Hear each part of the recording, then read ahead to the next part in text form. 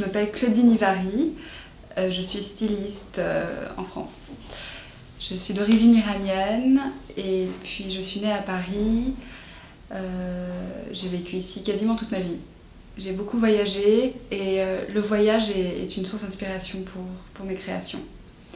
J'ai fait des études d'histoire de l'art et de marketing business à l'Université américaine de Paris.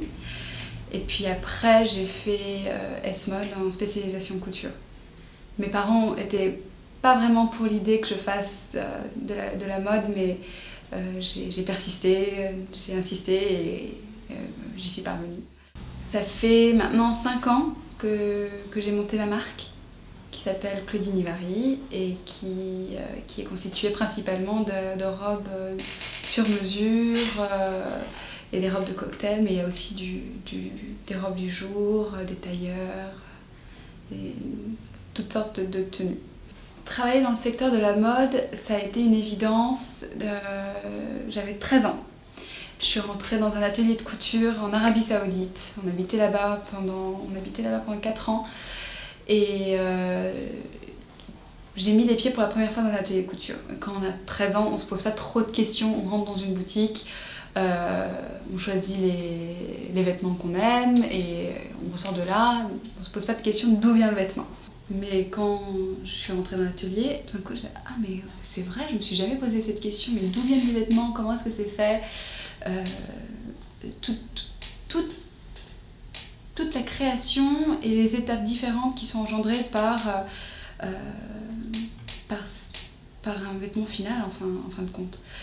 Donc à partir de là, pour moi, c'était une révélation, c'était une évidence que j'allais être dans la mode.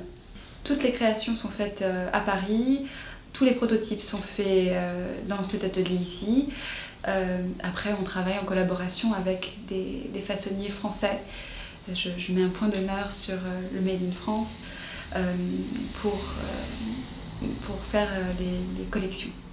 C'est une des choses que je préfère le plus, faire une robe de mariée ou une robe sur mesure pour quelqu'un, parce que il y a un échange avec la personne qui va la porter.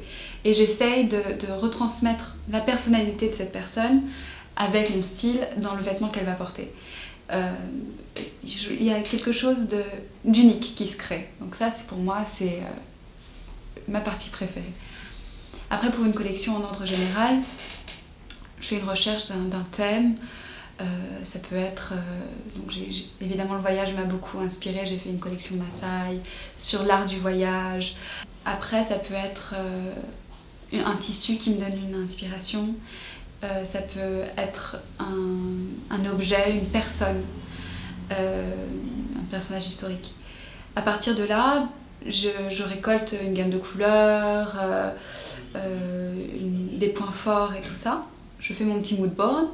Et je reviens vers des moulages. Donc je prends ou des anciennes pièces que j'ai faites ou je pars de zéro. Et je moule autour du buste, je fais des recherches et les retranscris dans la collection. Ma famille joue un jeu extrêmement important dans là où je suis aujourd'hui et là où je serai certainement plus tard, parce qu'ils me soutiennent dans tous les sens du terme.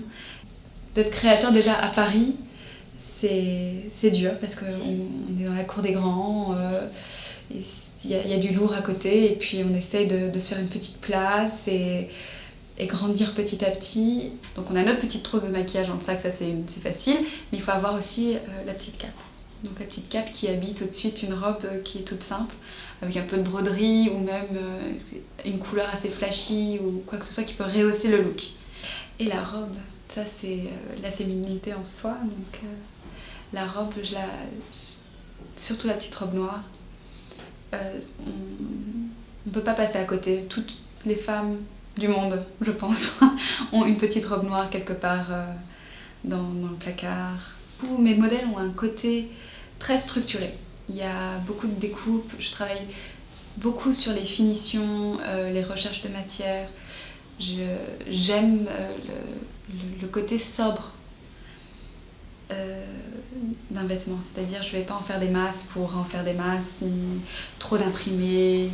Je crois qu'on pourrait reconnaître ma marque par le travail de couture et de plissé et de tressage. C'est surtout ça que j'aime travailler, la matière. Ça peut être un travail d'ombre et de lumière, ça peut être un ton sur ton, ça peut être un dégradé de noir, de tissu noir qui serait juxtaposé, qui donnerait ce côté de lumière et de tonalité.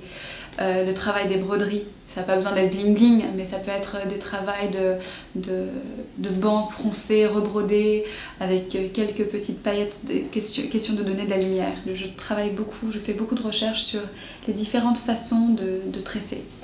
Que ce soit des matières différentes, que ce soit un tissu uni tout simplement. Rien que de le tresser, ça donne du relief, du volume.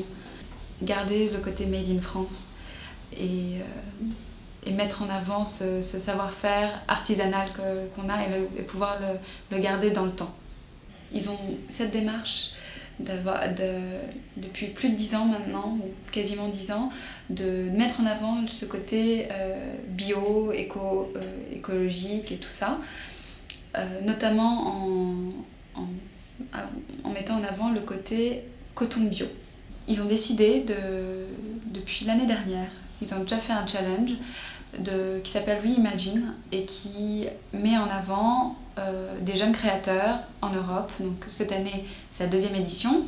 Ils ont choisi 8 différents jeunes créateurs de 8 pays différents en Europe. Et je suis censée représenter la France. Donc le but du jeu, c'était de s'inspirer du patrimoine historique de CNA et le côté éco, bio, et de créer un modèle en imaginant la femme du futur. J'ai décidé de créer un modèle qui est une robe avec des parties interchangeables.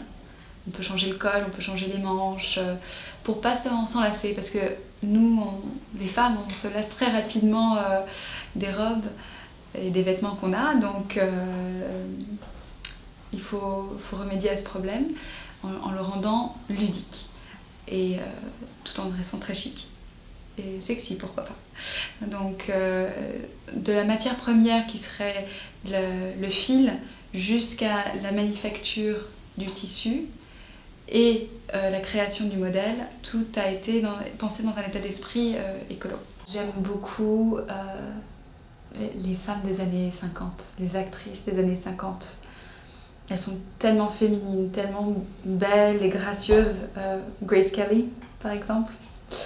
Ces femmes-là sont extraordinaires. Je crois que j'aurais aimé pouvoir voyager dans le temps et en faire amener une aujourd'hui et l'habiller. Notre époque va être l'époque flash, parce que dès qu'on a passé d'une collection à une autre, on a déjà tout de suite un style différent, tout un univers différent. Et par exemple, rien qu'à Paris, chaque quartier a sa propre identité, et on peut le ressentir notamment à travers la mode.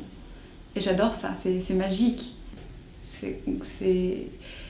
Et ça m'apporte énormément à chaque fois que je vois la réaction d'une personne qui porte mes robes. C'est pour ça que j'aime aussi ce rapport direct avec la cliente, de pouvoir lui apporter ce qu'elle a envie et puis de comprendre notamment ce qu'elle a besoin aussi.